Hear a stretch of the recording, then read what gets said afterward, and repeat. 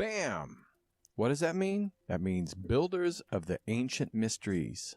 And today we're going to be talking about our ancient sites all around the world with filmmaker Patrice Pouillard, talking about sites all around the world, an investigation into the past of our civilization, where they visit the greatest archaeological sites all over the planet. And he's going to take us with us today on Truth Be Told. We're going to visit the Great Pyramid, Easter Island, Machu Picchu, Chichen Itza, and many, many more. Why? Because similarities in the structure, the architecture, the technology are very similar. Did we lose this technology to build such great structures that lasted thousands, tens of thousands of years? We'll find out today, right here on Truth Be Told. I'm Tony Sweet with Truth Be Told. Please welcome to the Truth Be Told studios for the first time, Patrice Pouillard. Patrice! How are you? Hi, everybody. Hi, Tony. Yes, nice to meet you. Nice to meet you too. And all the way, are you in France right now, or? Yes, I'm in a little place in France, in the forest, because it's summertime for me. Oh, nice. And I'm very happy to be here with you and to have this conversation together, the movie. And so it's just joy. It's a joy too, because this is one of my favorite subjects. You know, we talk about, ghosts and aliens and UFOs and also ancient sites, and that's one of my biggest things that I love to do is go to historical sites and ancient sites. I haven't got to travel around the world like you. I've been to a few, but I'm excited to see through your eyes and get to journey to these places through your filmmaking. So I appreciate you putting this all together.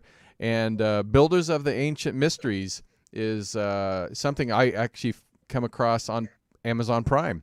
And I was excited to reach out, and you said you would love to come on the show. So I'm going to go on this journey. We're all going to go on this journey with you today. So first of all, Filmmaker in France, how did this project come about? What was it like?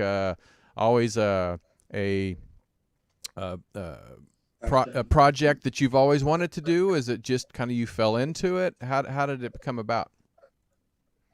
No, I used to be a normal or casual guy a long time ago. I was working in the commercial industry. I was doing some commercials, and I wanted to do some fiction movies, feature films. Right. And I'm passionate with writings and the dramaturgy and the art of writing scripts. That I think in the USA you are the best writers we can find. And sometimes, like I would just say that he was an American teacher, and he said, in the USA we don't have original project, but we know how to write and to tell a story. Right. But in Europe, you have a lot of original project, but you don't know how to tell a story. So it was at the beginning I was like this, using to me making movie was the best things to put some people in empathy, because I think you can live a life or a character which could be a totally different view. There's a lot of examples. You can be a young guy, an old woman, and so it was the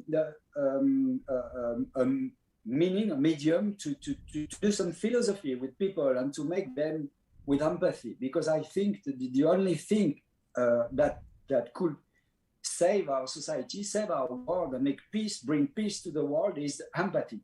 And I was writing some script, and I was shooting some cheese on the sunset and the beautiful cheese or Big Mac or thing like this. And I realized what it was, and I was winning a lot of money, but I realized what it was, and the project, and what I was doing, there was no meaning at all. Right.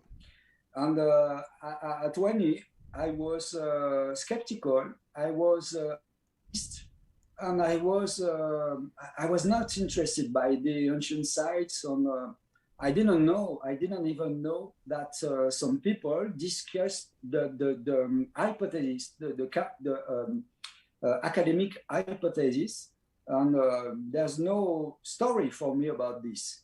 And I crossed, like life is working sometime, I crossed the path of someone who were very interested to this topic, this subject, and right. it gave me a lot of things to read, and it was the beginning of a long quest of 6 years. And during these 6 years, I was discovering all the subject, the alternative part and the academic, I don't know if it's academic, a casual part, like in university or science, archaeology. And but at 6 years later, I was convinced that there's something to dig, and it will be very interesting to go on site, because I was little. I want to see with my eye, and so I went to Egypt in 2005. This, what I told you at the beginning, was in 1999, and I went on Egypt first time in 2005.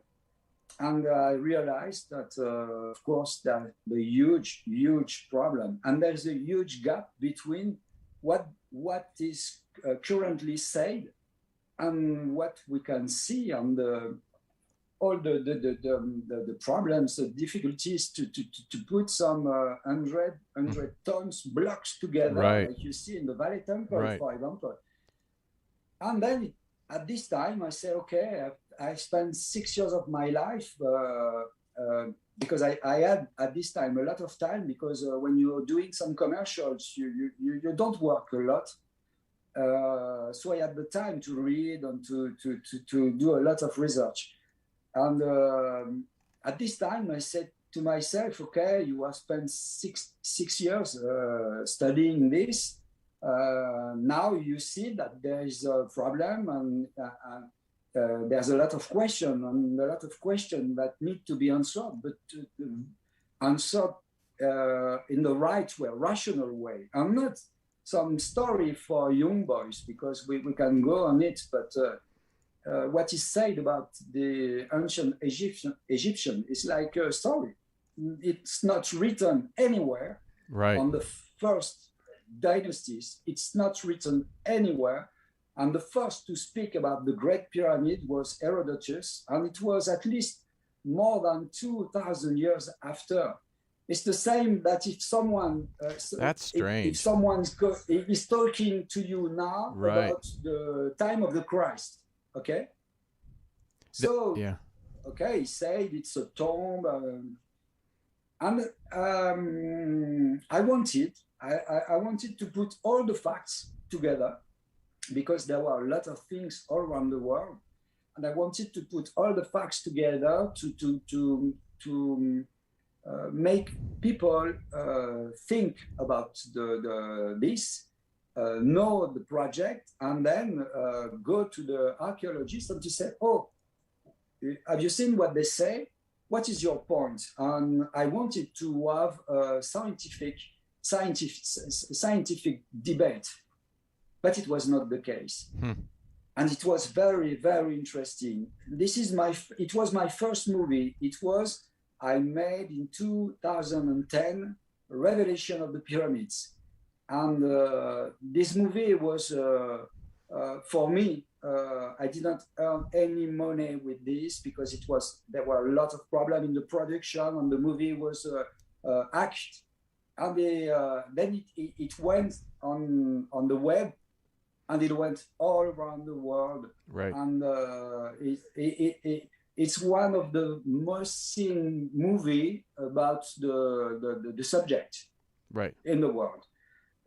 And it was quite, I have made it like a Da Vinci Code movie with an informant, an investigator.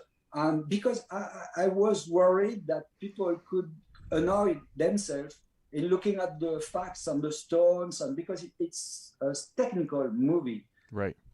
So I wanted to tell a story, and I thought that the religious people and the creationists, for example, for the book, the religion book, will not be happy. But they let me quiet. But in the mainstream media and archaeology and Egyptology, oh, it was a very, very strong answer, reaction. Very, very deep, strong. They were furious. They were, and they treat me like they say, I'm pseudo-scientist. I'm promoting the Nazi, and they write this in Wikipedia, in some articles. I'm promoting the idea of the Nazi. This movie was secretly talking about superior race of human, different human, strong, more clever. But if you have seen the movie, you say, but it's in your mind. It's not in the movie. So I was thinking about this, and I said, what's the problem? It's like they're scientists, but they react as religious guys. And I say, that's not normal. Why can't we have a debate, normal debate? Right. Because I have, in Revelation of the Pyramids, of course, there's some mistakes, but if you don't want to do some mistakes, don't do anything, because when you are looking for the answer, you're searching, and then it's always like this. You have to go on and to go on, and then with the time, because I was talking with of Alexandria, holding 400,000 to 700,000 books, depending on sources, was burned by the Romans. And to wrap up this dark period for the memory of knowledge, in 391, Theophilus destroyed what was left of the Library of Alexandria, said to have still contained 42,000 books at the time. These events, covering only a short historical period, allow us to understand why we have so little information on antiquity.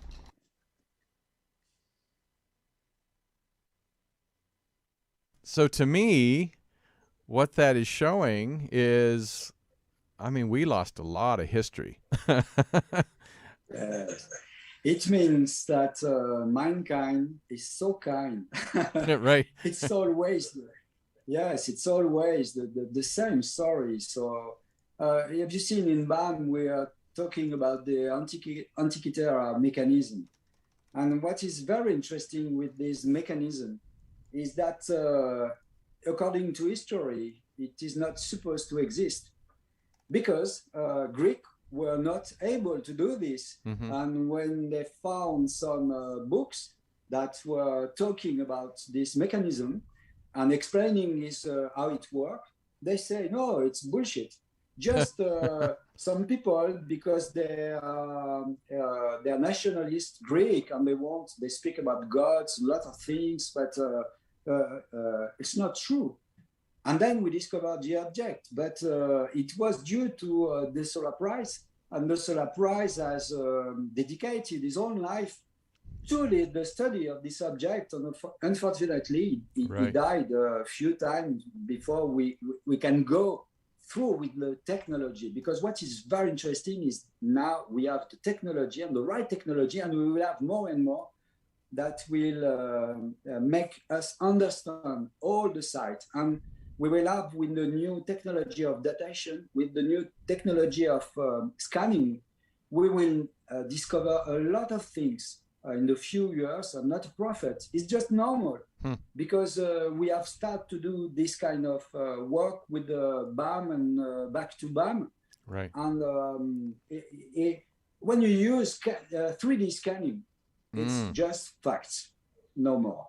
Yeah, and I have to say, we'll have to go to that. Hold on, let me pull this up.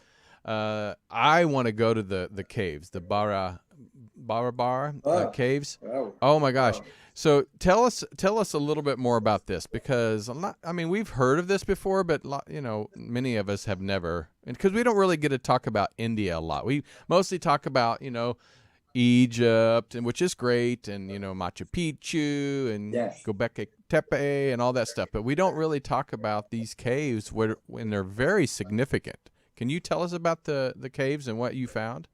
Yeah. Yes, of course. I think this site is one of the best of the world because it looks very simple, but it's not simple. It's very good caves. The way I don't know how they did this, but and even I don't care. What interests me, why they did this, and this cave.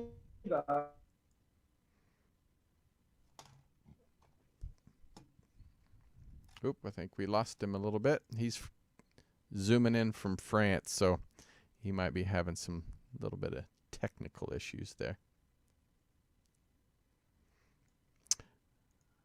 Patrice, you there? So until we get him back, so Patrice is a filmmaker from France. If the people have just tuned in, he has done a movie called BAM, The Builders of the Ancient Mysteries. You can actually watch it on Amazon Prime, and that's actually where I discovered it. And they get more into the scientific, the technology of the buildings of these structures all over the world. And so, I think we did lose him. And so he brought to us the technology and some of the greatest scientists from around the world. Some of them we've heard of, some of them we haven't. And what he has done is he has taken, like even we were getting ready to talk about the Barabar caves in India, and they did a 3D scan so they can show how perfectly these caves were built. I mean, it's amazing how they created such a structure and so precise. So I'm going to actually show a video. Let's try this one. A video of the sites itself, the caves. So here we go.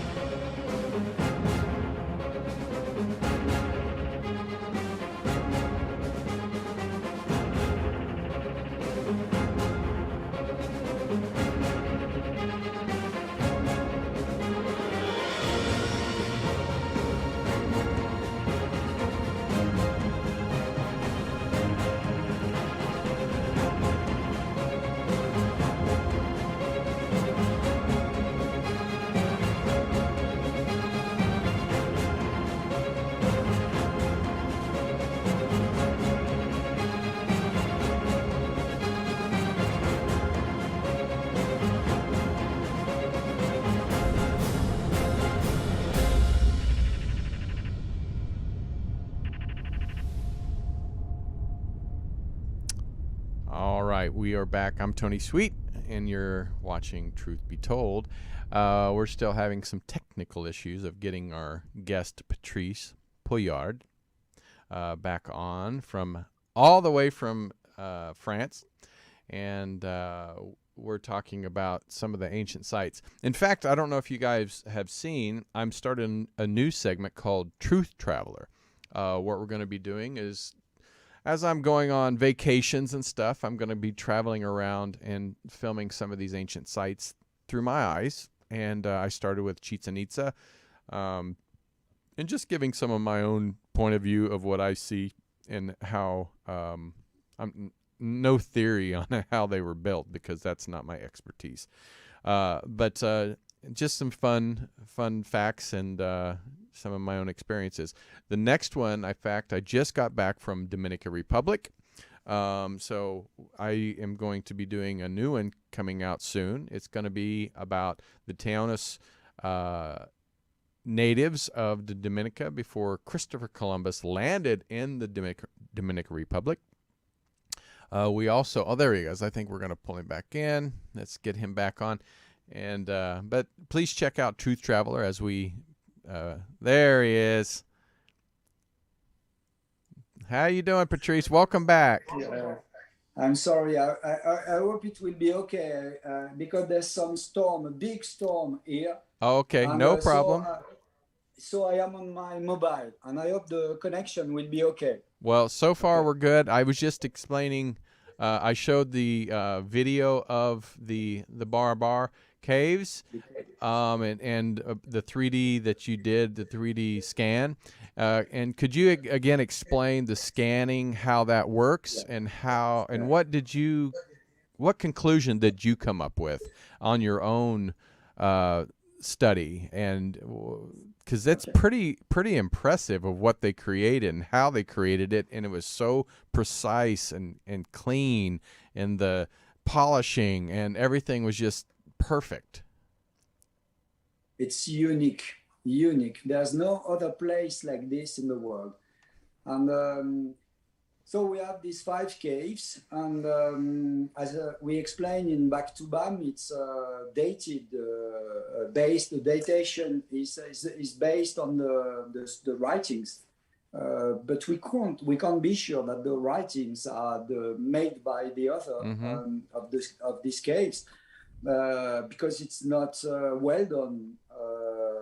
The same. There's a big contrast between the writings, the quality of the writings, and the caves. But it doesn't matter. There's a lot of other writings on the caves. But what we see is you have 5 caves with the 5 special shapes, as you have seen in the teaser. When you see the things in 3D made with the scans, you see the blueprint. I was looking for the word. The blueprint with on the ground and the shape of the ground.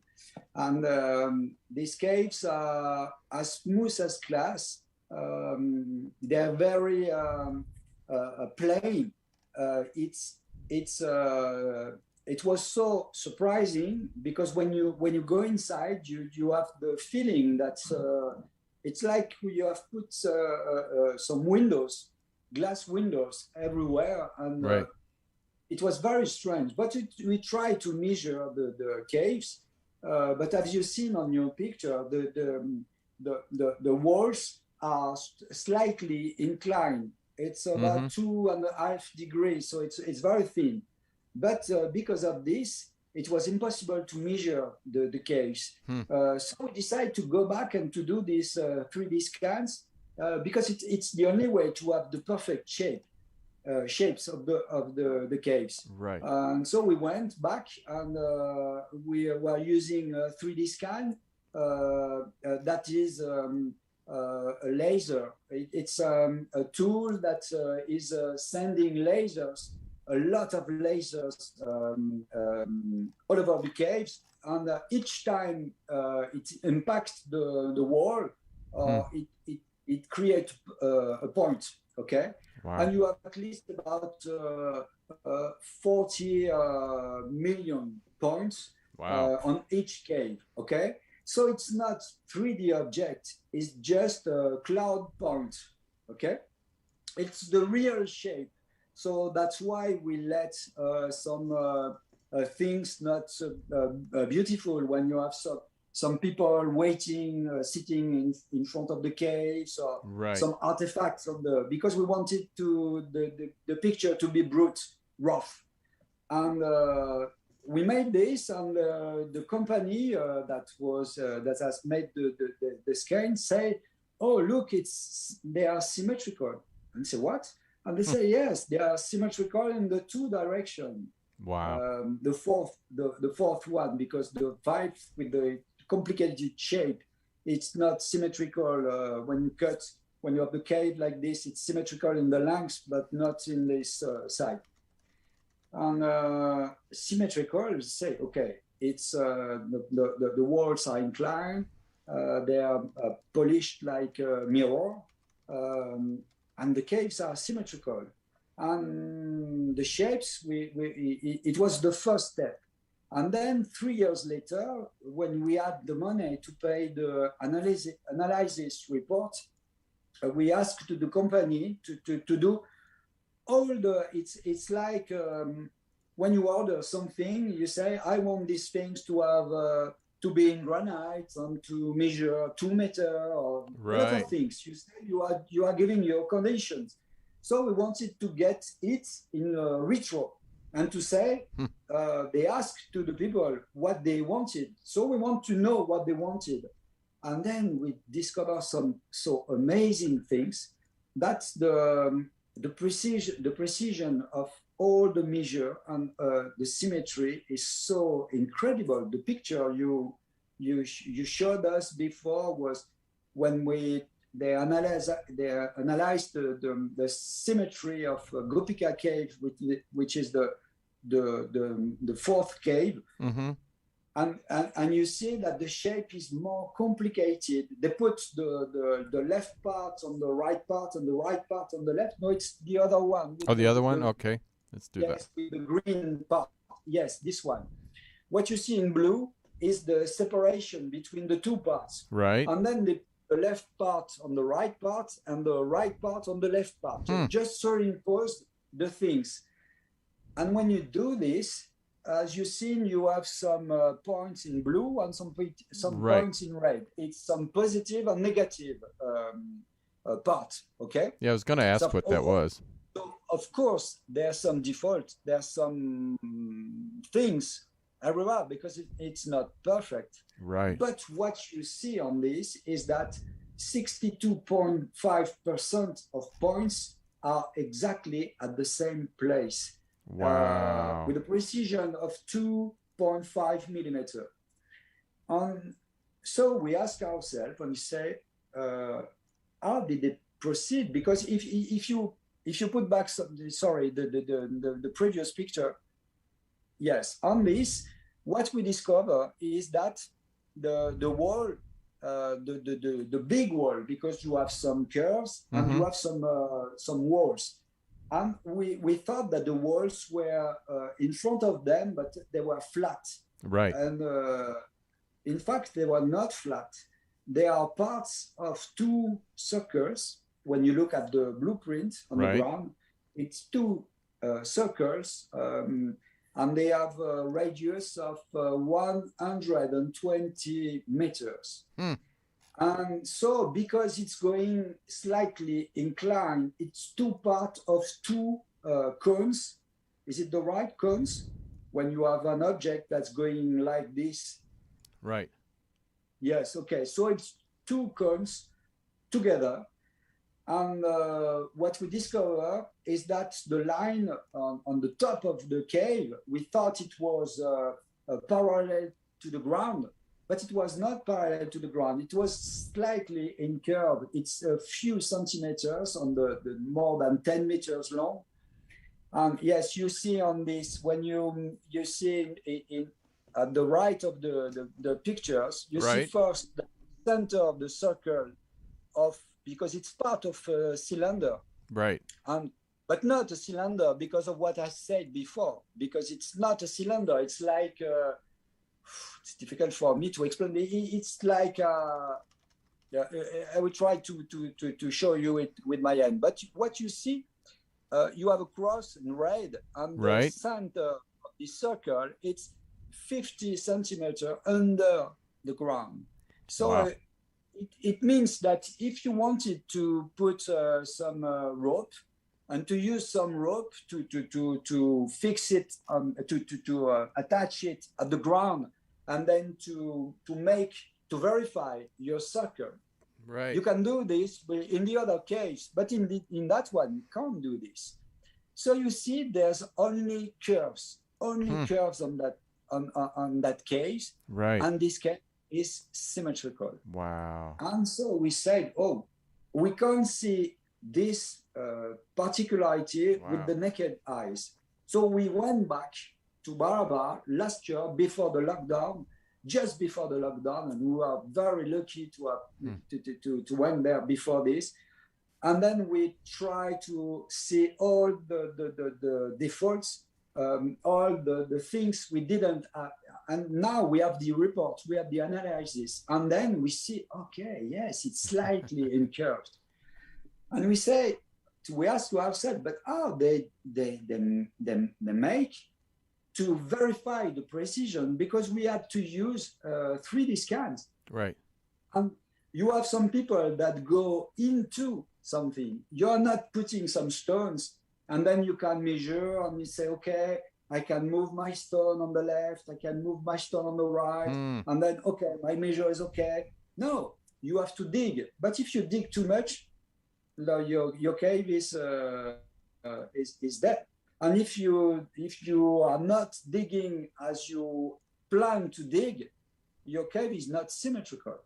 So I don't care the tools, even with the touch brush, if you want, with the sand, right, with people scratching with their hands. I don't care. But why they did this? I was going to say, what was this? What was the purpose of this cave? Do we even know that? And do they know what tools they could have done or used to create this? It couldn't have been picks. I mean, so do we even know that answer?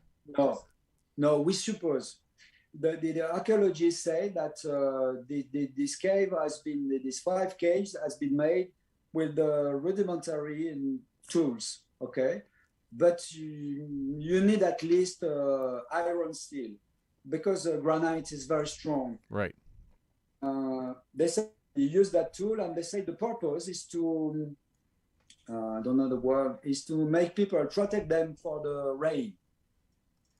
Okay. Mm-hmm. So they say they have dug these 5 caves just to protect people in the monsoons, and because it's cold, so they have to they need a place to go.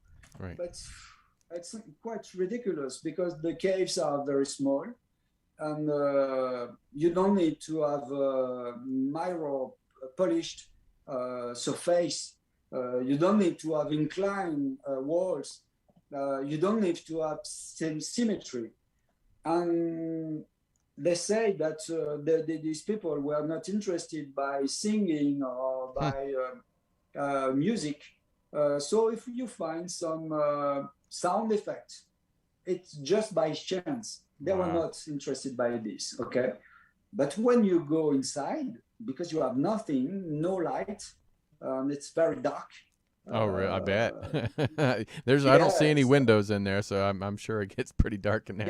Yeah. So the picture you see on what we have made it with the special camera, which is very we can shoot in the dark, because if you maybe you have seen in BAM, we have shown that when it's normal, and when it's normal, it's very dark. But the thing, when you go inside the caves, it's the sound. Yes, the sound goes straight to your ears, because there's some astonishing effects that there's no echo because of the inclined wall. Because if you have parallel wall, the sound is going like this, and so I say and you have and then when you go in this cave and you say it's and the voice is going more and more. It's going back to you 60 or 80% louder. Wow. Yeah. So we say, it's very strange. This is the first things, and there are some particular points inside, and there's very, very strange effects. But the question is, was this effects a demand, I don't know if it's a thing asked by the creators of the caves, or is it just by chance? By chance, because they have made some shape, that shape, and of course you do any shape you do in the granite, right. or in the stone, you go inside and you make some voice, and you will have some effects. Okay. The question is to know if it's decide if it's wanted or not. Okay, Right. if it's Right. intentional or not, and that's exactly on what we are working. We know the answer, but we want to have a scientific demonstration.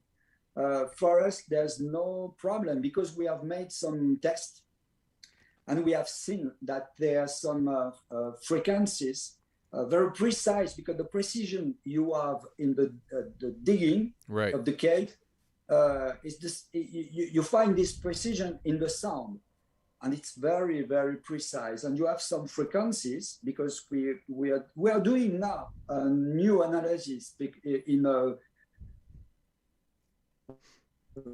very big company in France. Uh-oh, we're starting to lose him. Which is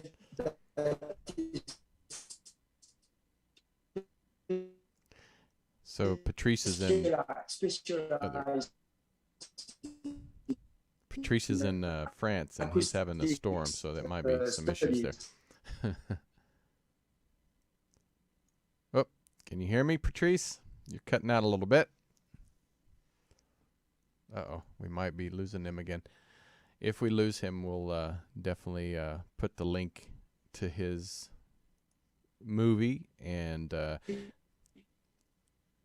see if we can get him back here real quick. Well, what I was going to suggest to Patrice, I don't know if you guys know, I'm sure you know Scott Walter, forensic geologist. I think he would be a good fit and a good match to be a part of this project, because with all these stones, and yep, we lost him. So all these stones that he's working with, I think Scott could come in and maybe help out with trying to discover some of these questions that have been thrown out there, and get some answers to the questions. But we only have a few more minutes anyway, so unfortunately we're probably going to be cutting off here in a second. But we want to promote his website. I'm going to put it in the chat room. You can go ahead and check out more about Patrice and his projects. Please, if you guys have Amazon Prime, oh, here he comes back. We'll at least close it out with him. But if you have Amazon Prime, look it up. You can watch the movie, and it's a great movie. And I think they have some new projects coming up that might be able to answer some of these questions. There you are. He's back. Yes, and now there's sun like always. Well, after a storm, because right. the world is now in a big storm. Mankind is now actually in a big storm. Oh, so the big storms are coming. Have to think. Yes, we have to think. And when I speak about the storm, is that the way the actual situation all over the planet. Right. And so it's like a lesson of the nature. Hey, it happens. Okay, there's always sun after. Yeah, it happens. But we only have about 5 more minutes, and I want to ask you this question because, and we're going to probably have to have you back because there's a lot of sites that we didn't even get to touch on, and I'd love to have you back to talk about those. With pleasure. Oh, yeah, and the caves itself, since we really don't know what they were used for, but were there ever like petroglyphs, hieroglyphs? Was there any type of scrolls that explain what they're built for? Or was there any like artifacts found in the area? I mean, what? Nothing. Nothing. That's strange. They're just a writing inside the cave, and it says this cave has been made by I don't know, and it's made for the Ajivicas to protect them for the weather. It's like this, quite of an inscription. But you see, as you will see in BAM or Back to BAM, it's Back to BAM is the new movie. It will be released on September. Oh, Okay, great. but before there's BAM, and Back to BAM is a 1 hour movie going deeper into the most subject, the most interesting subject in the movie. And as you will see, there's different writings. You have writings for 300 years BC. Right. You have a writing for 300 years after in our era, and Right. 500 years. And so each time people they went and they put their name, and it was like a joke for us, because when you go to Gopika, there's a lot of people which have written their name all over the world. So Baba, Gigi, and, Right. so maybe we don't know, but there's no explanation at all. It's the first caves in India, the first not caves, but made. It's not natural caves. It's cave that you have dug. Okay, you understand? It's the first artificial caves. Okay. Right. And these artificial caves can't come from nowhere. You can wake up one morning and say, okay, I will do 5 Right. symmetrical Yeah, caves that took a while. with polished walls, and say, okay, I want to do this, and I do this. Okay, so you are believers. You can think it's possible. You just have to think about something, and then you do this, because they always explain this in the past like this. The Egyptians, the same. There were nomad tribes in the desert, and they start the civilization. What we can do? Let's do some pyramids. And then they start to do some pyramids, 100 meters base. And you say, oh, but what? How did you can decide one day to build a pyramid, and then to succeed, and it's all success. And the caves, it's the same, and you will see 300 or 400 years after the datation of the Barabar caves, you see some very, very rough caves, not polished, not symmetrical, not plain, no inclined walls. And they say, look, they are doing some caves again. What you say, but it's not at all the same. So these caves are unique, and it's the only place in the world when you can find this. And when you study this case, and then you work on the numbers, the dimension, the shapes, then you see, okay, it's a huge work to achieve this in the granite. So if you do this, the purpose is at the same level at all the efforts, the works you have. It's difficult for me, but you understand the point. Right. It's at the same level.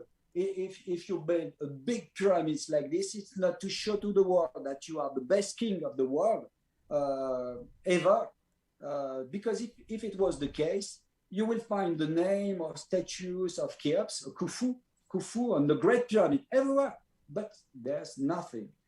And there's what you will see in BAM is that the datation say that there's difference between the Machu Picchu and the Inca culture and the Egyptian. But when you go and you look very closely to the fact, to the datation, to the things, you say, oh, but there's 2 styles here. There's a very rough and big and with huge stone without cement and blocks put together. And then you have some small walls, and everywhere the same. Right. So, just to finish, and we put on the table the question, are we really the first advanced civilization? No, I don't believe that. Because you will see that Graham Hancock has told about this. There was a big event, cataclysmic event, that was in France. It was the Tardy Glacier, the Younger Dryas, and it started about 13,000 years ago. and it lasts for 1,300 years, maybe. And in these cataclysmic events, the Earth has changed drastically. The ice on the north of the world has melted down, go back to water, Right. and the climate has changed. The Sahara was a jungle and a forest, and it became a desert. And there were lots of animals, 35 animals, big mammifers like mammoth, the tiger with the great teeth. Yes, they disappeared.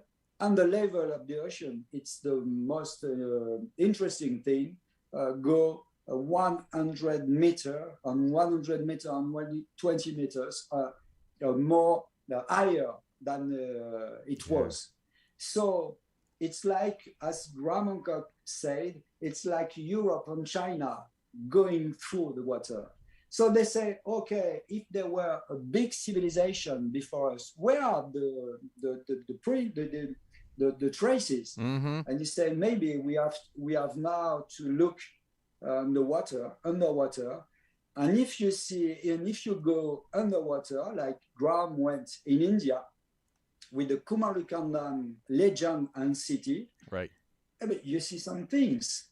So yeah, the subject is very it's interesting, and there's a lot of things. Yeah, it's definitely interesting. And I think, there's a lot of times these ancient cities are built on top of older cities. So, we sometimes we don't know, we can't destroy ancient cities to go and look underneath to find even more ancient. So we don't know what's still out there. And that's why I find it interesting. We're constantly finding new human type species. We find new ancient cities and new artifacts constantly. And I think, and as for change, I think, the Earth is changing again. I think it's going through another phase of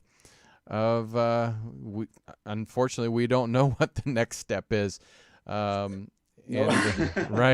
So, yeah, it's, the old, I don't know if they had it over in France, but we had a commercial back in the 70s and 80s where it says, it's not nice to fool with Mother Nature.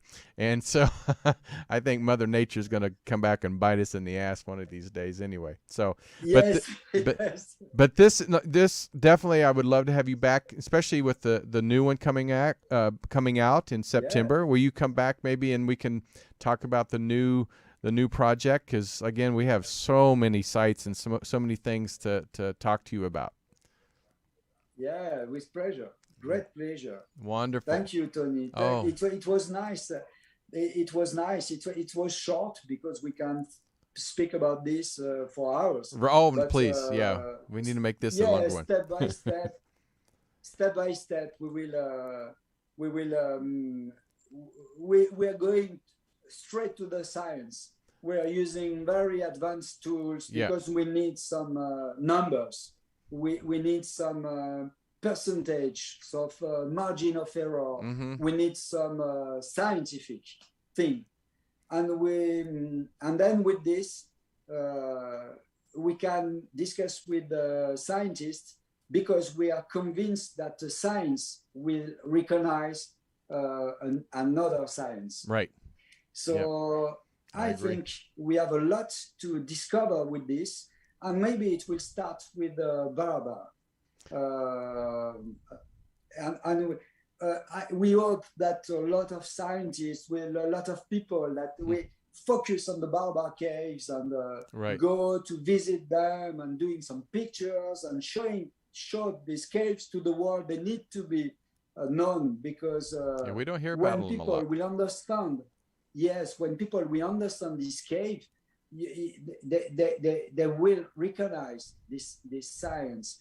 And what is very important now is that you're going to your future guided by the past. So if you change the past, you change the future. And it's very important now to go in another narrative. And this narrative is about the mankind that is not just some people making wars all over the time, burning libraries and burning people and destroying a lot of people. No, because we are at least for 300,000 years as Homo sapiens, and the story told is just about the 5 or the 6,000 years. So it's not part of the story, and the story is not correct. And you will see in BAM with the Carl Supe in Peru, the story is not correct because maybe we are not as we think we are. Yeah. We are good people, are human, and we are not just fighters. And we are good people. We can make and build a lot of things like the pyramids because we don't think it's aliens. No, it's human people. And what we want to focus on for the spirit of the people, the mind of the people now, is to ask themselves the question: what are we doing now that will make people in 200 or 500 years say, wow, the people of the 21st century were the very good people. They were, wow, so amazing. So I think it's interesting to think about this. Oh, I know. Constantly. Particularly at this time. Yeah, I constantly think about stuff like this. I find this stuff fascinating. And you can actually go to Patrice's website. It's called BAM-investigations.com. It's in French and English, so make sure if you don't speak French, you click on the English version. But we're gonna have him back in September because there's another documentary coming out, and that gets into a little more technical or more scientific details. And I know there's a couple people that I recognized as some of your experts. Can you tell us some of the experts that are going to be on your documentary? On BAM or on BAM? On BAM. On BAM, there's of course Graham Hancock, because amazing. Graham Hancock. I'm not. Yes, because I'm not a researcher myself. Right. I'm just putting together the things. You're the filmmaker. Put some orders inside, because you can't say, oh, it's big, oh, it's big, oh, it's big, oh, it's big. Oh, Atlantis. Okay, you have to explain and to put this in order and to show. It's like in science demonstration. So there's Graham Hancock, a little Chris Dunn. It was at the time so a little tired, but I enjoy very much. I like very much Chris Dunn because he's a very nice guy and humble and an engineer, and is not interested by success or thing like this. He's passionate with the precision. And then you have some French guy, and you have a geologist who is very courageous, because he had a lot of trouble going to participate in our movies, because in France, there was no word at all in the mainstream media. The movie has made more than 100 million views all over the world. Wow, that's amazing. And, yes, it because it went out in 2011. So it was 10 years ago. Right. And nobody speak about the movie in France. So it was quite difficult for the scientists. And then you have a stone cutter. I used in the Revelation of the Pyramids a modern stone cutter, and they say, but he's a modern guy. He can't understand anything to the granite, to the cutting or the digging of granite. Right. So I go and I say, okay. And I found a 40 years experienced guy, stone cutters with manual tools, and they say, no, but he's got a pink jacket and he can't speak about the subject because of his pink jacket. Right. So, like, yeah. And then you have the guys from Hublot, the Swiss brand of watch. Hublot, I don't know, Hublot, maybe you say. and it's in Switzerland. They are one of the best watch engineers, and they were involved. They were involved in the Antikythera mechanism, and other people. But yes, you definitely have some great people. Yes, and for the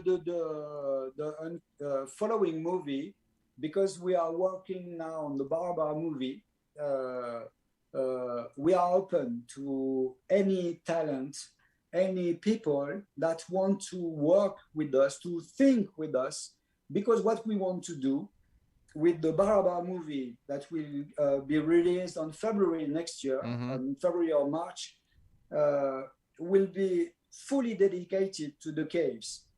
And what we will do a scientific publication with all our data.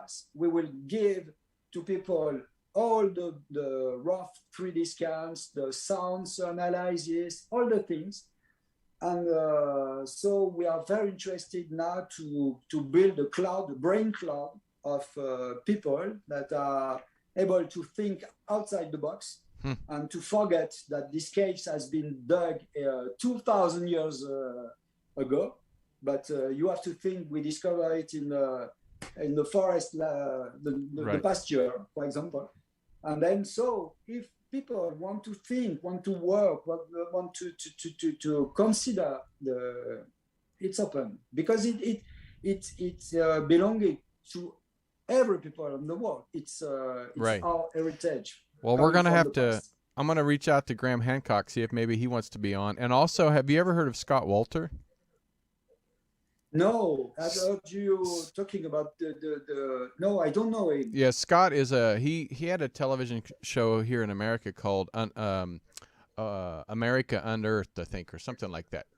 But anyway, he's a forensic geologist. And so he's in one of the most amazing guys you could think of. And I think he would actually be a great one to get involved in something like that because of the being able to date back, the carbons of those stones and this and that. But he's a very big history buff too. So I'll have to introduce you guys. But it would be nice. Yeah. Patrice, thank you so much, and thank you for taking the time out of your day and being a part of Truth Be Told. And you're gonna come back. I'll get you. I'll be emailing you very shortly to schedule another time. So. Okay. But please. It was really nice to me. Of course. The next time the connection will be better. Okay. Because I will be at my office. Okay. Wonderful. So, wonderful. Thank you. Thank you very much, Tony, and thank you very much, you people. I can't see you now, but for you people that are interested by thinking about the subject. So of course. Bye-bye. You take care of yourself, and everybody, thank you for tuning in and being a part of the chat room and supporting Truth Be Told. And please support Patrice and his filmmaking, because it brings people like us. We love this stuff, so we want more and more of this content that you're creating. So but until next time, I'm Tony Sweet with Truth Be Told. Please take care of yourselves, and thank you so much for supporting us. Take care of yourselves. This has been another episode of Truth Be Told. Thank you so much for watching. Recorded live at UBN Go Studios in Burbank, California. Join us on social media: Facebook, Truth Be Told Radio; Instagram, Truth Be Told Paranormal. Go to Truth Be Told Worldwide for more information on upcoming shows.